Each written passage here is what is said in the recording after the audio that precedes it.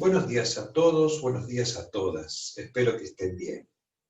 En la clase de hoy vamos a comenzar la unidad número 4, que se llama La pedagogía y las concepciones de la educación. Vamos a abordar de esta unidad el tema 1 y el tema 4.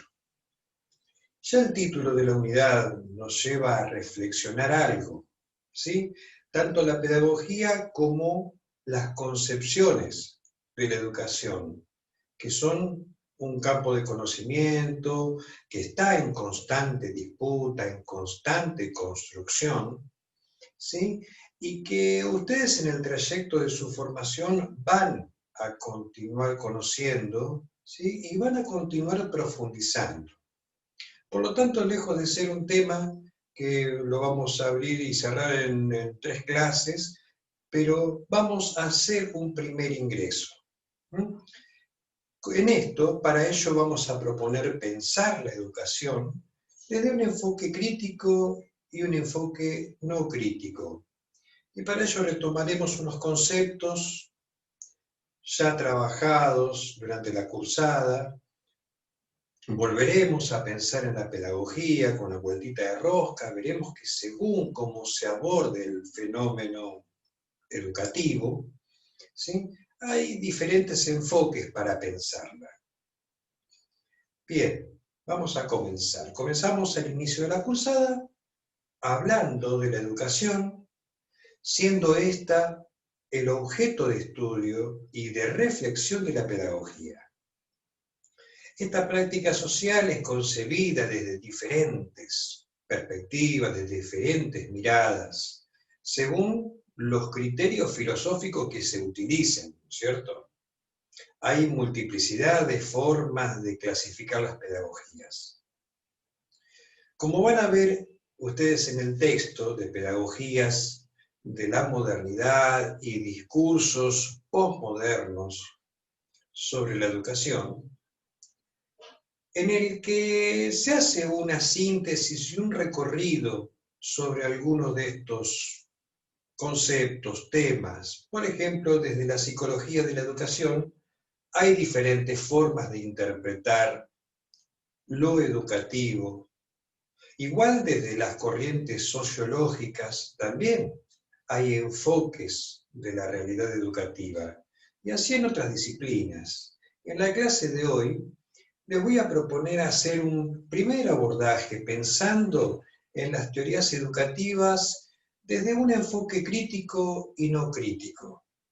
Y cuando pensamos en un enfoque crítico, pensamos en aquellas que buscan la transformación y que tienen un componente importante de análisis crítico de las relaciones de poder, las desigualdades que se dan en el campo social, y ya sea en lo político, ya sea en lo económico, ya sea en lo educativo, lo cultural, y a la vez reconocen a la educación como una herramienta de cambio, como una herramienta que propone acciones educativas y transformadoras, ¿sí? Que lleven a la emancipación, que lleven a la transformación social. Nos puede ayudar para entender la mirada crítica lo propuesto en la actividad inicial, ¿sí? En las palabras de Paulo Feynman. Tomo solo un ejemplo, ¿no? Donde dice: el hombre debe distanciarse del orden de lo dado para poder establecer su libre juicio crítico sobre él. Pensemos, ¿en cuál sería el orden de lo dado en el caso de la escuela, por ejemplo? Estos serían algunos de los otros tantos ejemplos que ustedes van a ir pensando y van a ir sumando y agregando. Pero ¿nos animamos a cuestionar la gradualidad en la escuela, la función de la calificación, la obligatoriedad, entre otras, ¿no es cierto? Que se aprende en un aula con mesas y asientos, el uso de los cuadernos o soportes materiales, ¿no? Que registren el trabajo. Por ejemplo, por otro lado, las que tienen un enfoque no crítico serían aquellas que no cuestionan las condiciones sociales, en las que las instituciones educativas se hallan inmersas y piensen o proponen a la educación como un proceso, podríamos decir, a través de las cuales las personas se adaptan a su medio social, a su medio cultural, etc. Pero siempre sin cuestionar los aspectos centrales de las estructuras, ni sociales ni políticas, ni educativas. Buscan mejorar la función adaptativa y reproductora del proceso educativo. Entonces, la diferenciación entre teorías no críticas y teorías críticas tiene que ver fundamentalmente con el rol o la función que cumple la educación dentro de una sociedad. Así, dentro de las corrientes no críticas, también encontramos la escuela tradicional, esta pedagogía que surgió con los grandes sistemas educativos nacionales.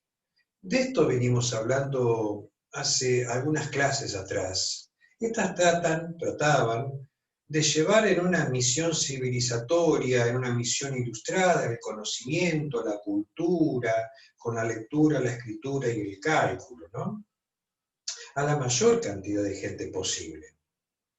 Y pasar de un sistema casi feudal del virreinato a un sistema moderno, democrático y liberal. Dentro de las corrientes no críticas también encontramos como otra instancia, como una segunda instancia, la escuela nueva o la pedagogía nueva, como la conozcan, la cual a comienzos del siglo XX y a partir del desarrollo de nuevos conocimientos, ¿sí?, sobre la psicología infantil, las necesidades especiales que tenían los niños con respecto del aprendizaje, de la enseñanza, y que son muy distintas a las de los adultos. Se fue centrando una nueva pedagogía contemplando estas necesidades y el contexto social donde se iba a incorporar, donde iba a ser incorporado los alumnos. No, en otras palabras, centrándose en el niño y en su contexto. Otra instancia, la tercera instancia, tenemos las pedagogías técnicas o las tecnicistas, que fueron a mediados del siglo XX. Estas pedagogías se centraron en la aplicación de procedimientos y técnicas para la educación y la evaluación de los aprendizajes, diferenciando los contenidos, actitudes y procedimientos. Bien, estas, según las teorías críticas, no contemplan el rol o la función social que tiene la educación. Más allá del individuo, para esto están las pedagogías críticas, entre las cuales se encuentran su mayor exponente las teorías crítico-reproductivistas.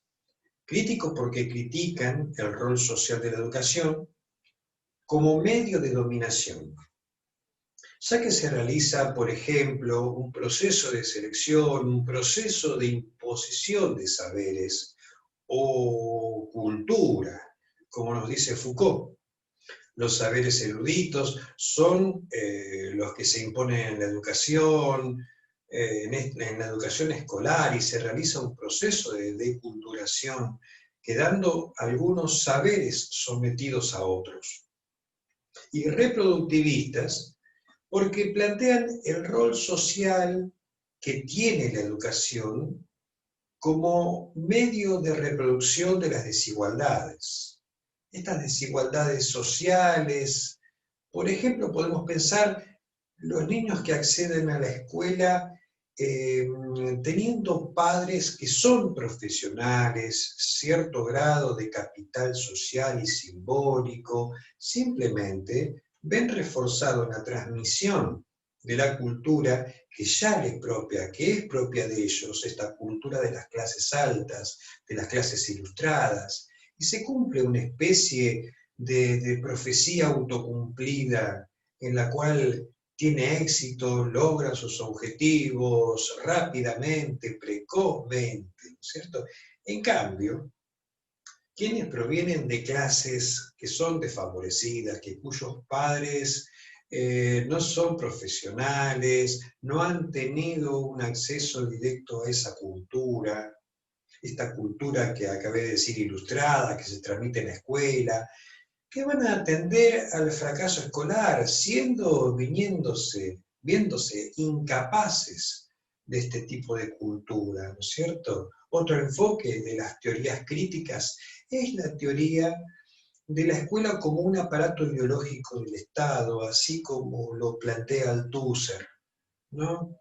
Donde los aparatos ideológicos como la religión, como los medios de comunicación, se encargan de transmitir un tipo de ideología particular de la clase dominante, como si fuera una necesidad o como si fuera la única forma de progresar de toda la sociedad, ¿no? Esta ideología de la clase dominante nos dice lo que nos conviene a los intereses de la sociedad, en su conjunto, en la totalidad, pero no en los intereses de esa clase, ¿no? Esto lleva a un asistencialismo, porque si la escuela, ¿sí?, solo reproduce las desigualdades de base, entonces, ¿de qué se tiene que encargar la escuela?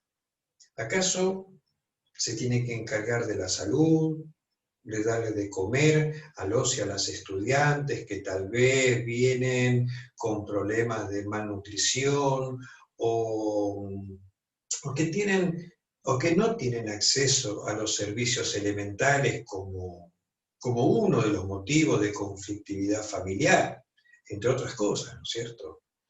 De esta manera se convertirían en auténticas escuelas galpón. ¿Cuál sería la función y el rol social de la escuela?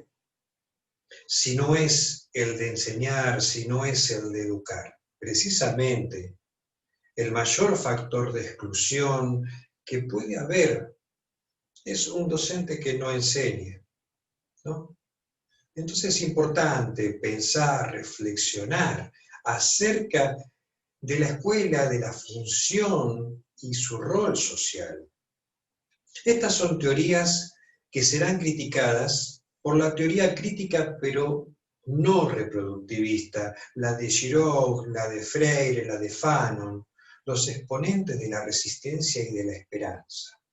Precisamente de las teorías no reproductivistas de Giraud, y él llama a estas teorías de Bourdieu, de Passerón, teorías reproductivistas, es decir, que son teorías críticas que analizan, que comprenden, describen a la perfección los mecanismos de control, los mecanismos de perpetuación del poder y de las condiciones materiales de existencia.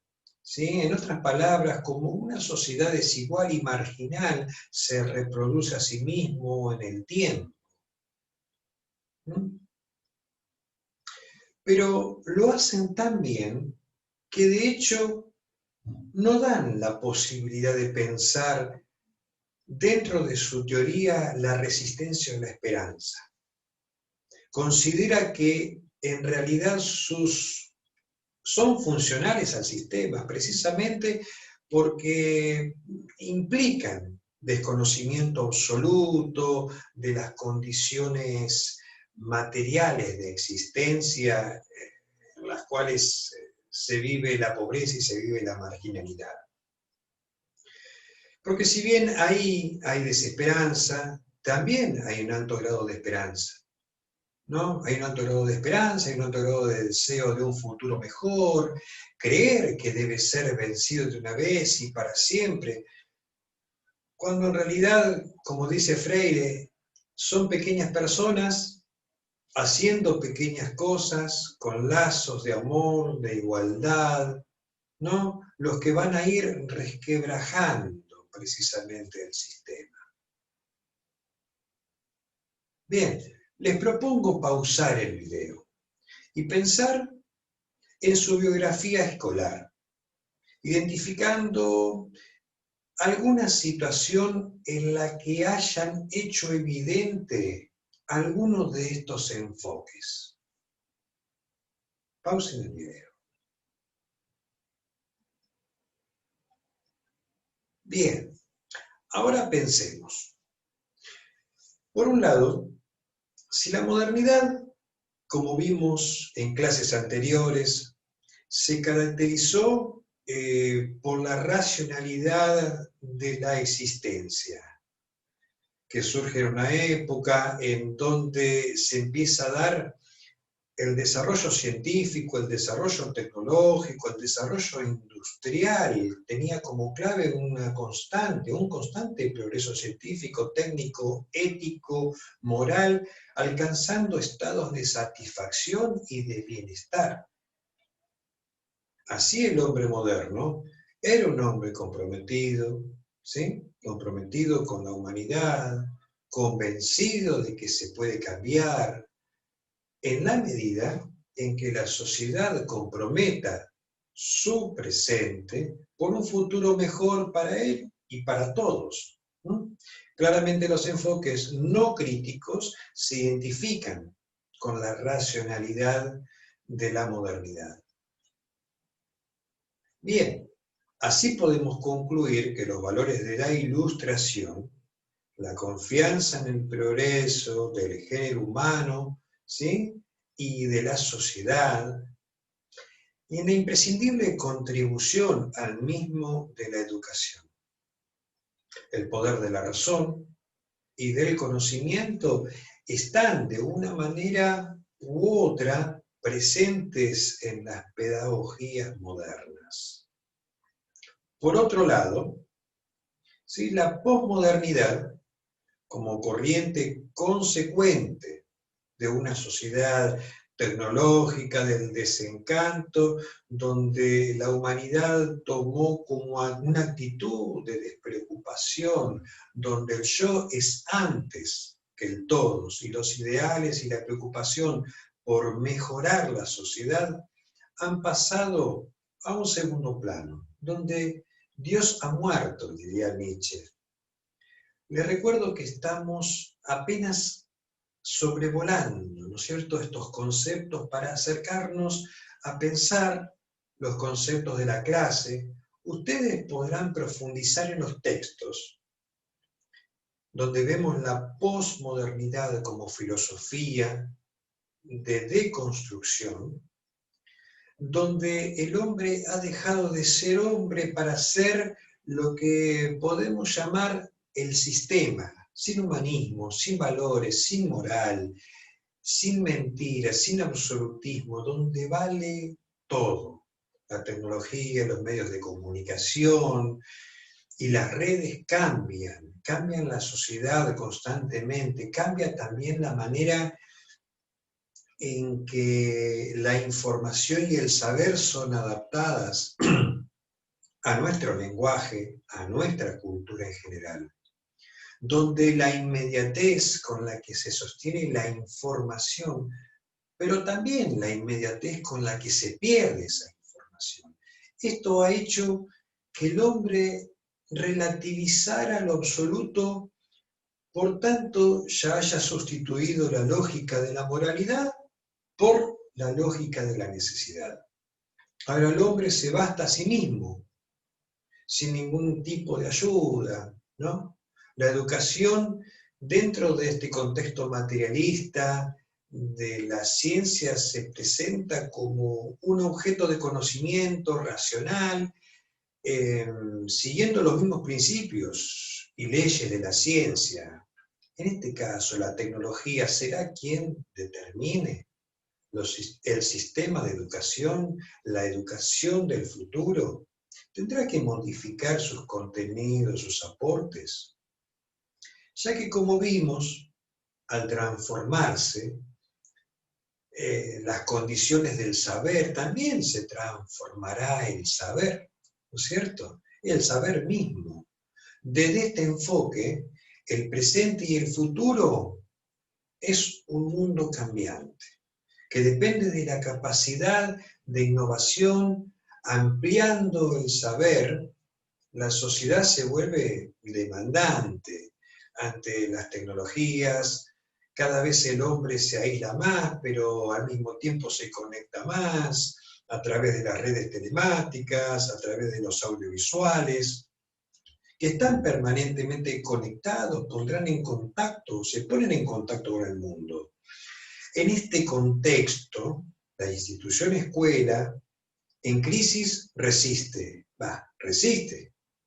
¿no? Como ustedes trabajaron en clases anteriores, con algunos mínimos y esporádicos intentos de cambio, la misión de la educación, ¿cuál será? ¿Será que el hombre trascienda con los saberes que obtendrá de manera inmediata, ¿no? Y su autosuficiencia como constructor de su propio futuro, ¿no? Por momentos, podemos pensar entonces que mucho de la crisis de la educación se relaciona con que esta es concebida desde las lógicas modernas, pero se desarrolla en la posmodernidad, o en la posmodernidad, o en la posmodernidad tardía, como quieran llamarle. Bueno, vamos a continuar desarrollando, pensando, construyendo estos conceptos, ¿sí? Hoy, como actividad de cierre, les propongo que a través de una frase de Illich, ese autor nombrado en los textos por sus aportes, les propongo trabajar estableciendo relaciones entre una de sus ideas y las que hemos trabajado en la clase, ¿sí? Principalmente, insisto, sepan que seguiremos ahondando en estos contenidos, en estos conceptos. Nos vemos la próxima. Hasta pronto.